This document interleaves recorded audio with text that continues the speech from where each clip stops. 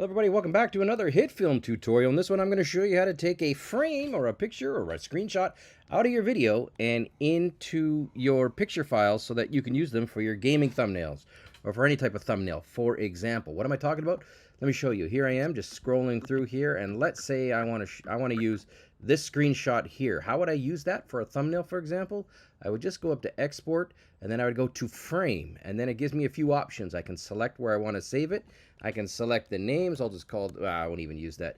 I can do PNG or JPEG or these other formats, and you can re-import to the timeline, so you can bring it back in. So that's another thing you can keep in mind.